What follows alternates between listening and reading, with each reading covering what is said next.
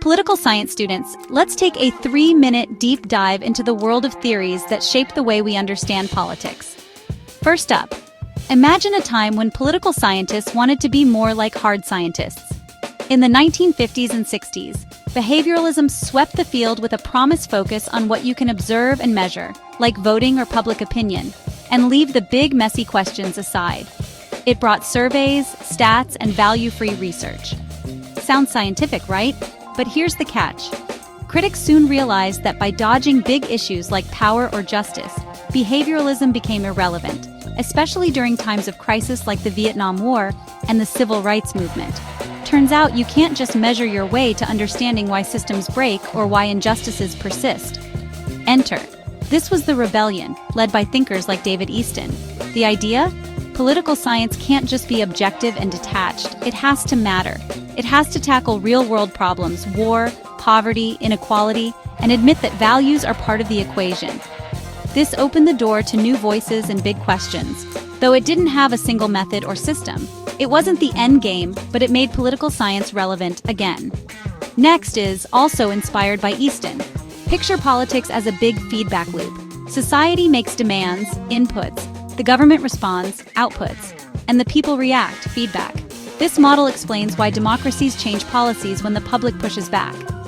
But systems theory hits a wall in non-democracies. What happens when the people's input gets ignored? And the mysterious black box of decision-making? Still a mystery. Good for explaining stability, bad for explaining revolutions. On to.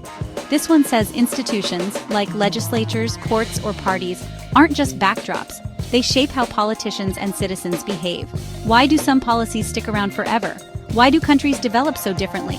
Look at the rules, both written and unwritten. The challenge? It's tough to explain where institutions come from in the first place, and sometimes it forgets that individuals can shake things up. Still, it's a game changer for understanding why politics doesn't always follow the script. Finally, everyone's a rational actor, always maximizing their own self-interest. Game theory even lets us map out decisions like a chess match, the Cuban Missile Crisis, for example. But humans aren't robots. We have emotions, culture, and sometimes act against our own interests.